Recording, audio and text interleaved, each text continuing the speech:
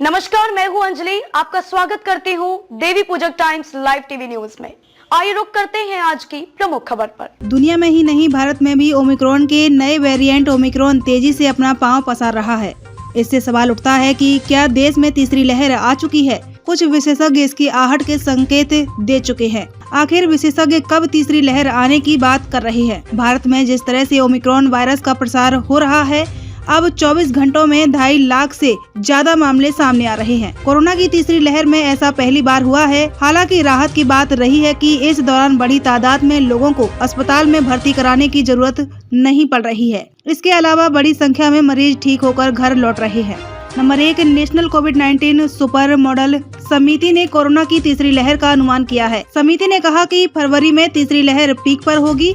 हालांकि तीसरी लहर दूसरी वेव जितना खतरनाक नहीं होगी। गाजियाबाद स्थित यशोदा अस्पताल के एमडी डॉक्टर पीएन अरोड़ा का कहना है कि एक बार ओमिक्रॉन मुख्य वेरिएंट के तौर पर डेल्टा को रिप्लेस करना शुरू करेगा तो कोरोना के मामले तेजी से बढ़ेंगे। ओमिक्रॉन वेरिएंट तीसरी लहर का कारण बनेगा। निश्चित रूप से कोरोना की तीसरी लहर आ चुकी है। उन्होंने कहा कि एक दिन में 2 लाख केस मिलना तीसरी लहर के ही संकेत है। डॉक्टर अरोड़ा ने कहा कि जहां तक पीक का सवाल है, यह फरवरी व मार्च तक जा सकती है। उन्होंने कहा कि रोजाना 1 से 2 लाख केस आना तीसरी लक्षण के ही संकेत हैं। उन्होंने कहा कि लेकिन इससे भयभीत होने की जरूरत नहीं है। उन्होंने कहा कि इसका कारण बड़ी संख्या में लोगों को वैक्सीन लग जाना है। डॉक्टर अरोड़ा ने कहा कि कोरोना के मामलों में बढ़ोतरी 2 बातों पर निर्भर करेगी। पहला, ओमिक्रॉन किस हद तक उस नेचुरल इम्यूनिटी को बाईपास करता है जो डेल्टा के संपर्क में आने से हासिल हुई है। दूसरा यह कि वैक्सीनेशन से प्राप्त इम्यूनिटी को कितना बाईपास करता है। इन दोनों बातों का जवाब न होने के कारण कई तरह की संभावनाएं बन रही हैं। डॉक्टर अरोड़ा का कहना है कि सीरो सर्वे के अनुसार देश के पुराने अनुभवों को देखते हुए अपनी क्षमताओं में भी इजाफा कर लिया है।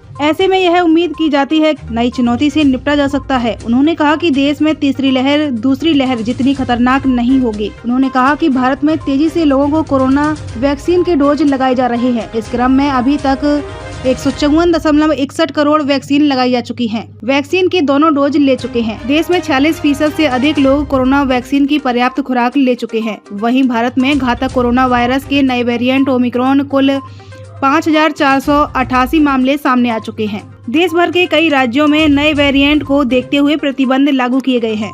खबरों में अब तक के लिए बस इतना ही। मिलते हैं फिर किसी खास खबर के साथ। तब तक के लिए नमस्कार।